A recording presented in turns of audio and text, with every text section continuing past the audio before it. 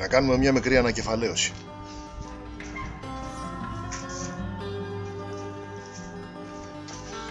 Είχαμε πάρει ένα κομμάτι λαμαρίνα, το κόψαμε στρογγυλό και χτυπώντας το πάνω σε ένα ξύλο, ένα κορμό ή οτιδήποτε, μαλακό, καταφέραμε και το κάναμε οβάλ, με πολλή δουλειά.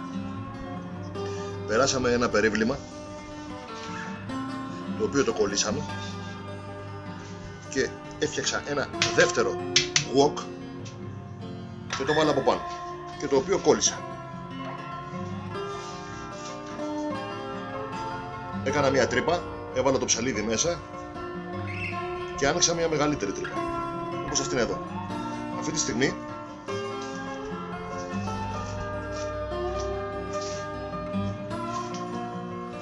έχω φτιάξει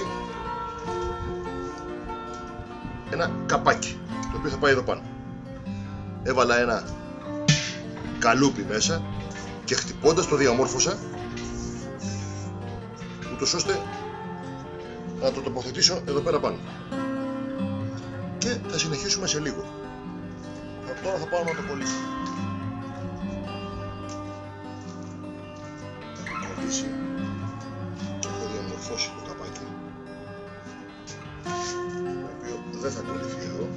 Εδώ θα μπει ένα ελάστιχο για να μπορεί να εφαρμόζει και να κλείνει ερμητικά αυτό, ούτως ώστε να μην χάνει ατμό.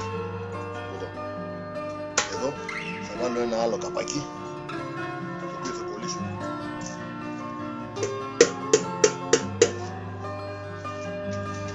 Θα φτιάξω ένα χυλάκι γύρω από εδώ, για να μπορεί όταν θα πατήσει να πατήσει πιο καλά επάνω στο λάστιχο και να στεγανοποιήσει καλύτερα. Η όλη διαδικασία δεν ήταν εύκολη και δεν ήταν εύκολη τουλάχιστον για μας που δεν έχουμε τα απαραίτητα εργαλεία για να το φτιάξουμε. Ήταν αρκετά δύσκολο.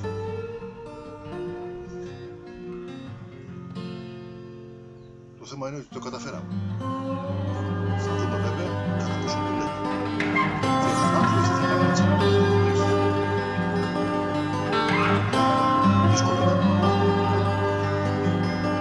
Και τι είναι εύκολο. Όλα τα ωραία πράγματα.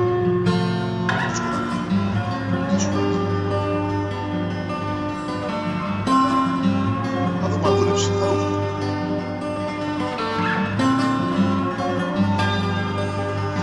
Αφού κολλήσαμε το τελευταίο κομμάτι, το καπάκι.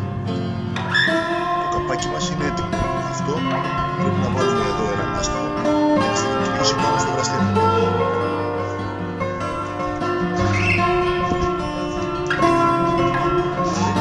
Εδώ. Σε αυτό το σημείο. Έχουμε την κάτω. Βάλουμε ένα λάστιχο, ώστε εδώ είναι εύκολος για να στεγανοποιεί τον ατμό μέσα. Πώς θα το πετύχουμε αυτό? Με τη βοήθεια ενός χαλακτηρίου θα βάλουμε ώστε να κρατάει σφίχτα πάνω στο λάστιχο. Εκεί. Το μόνο που μένει τώρα είναι να ενώσουμε ένα σωλήνα από εδώ το βραστήρα με τον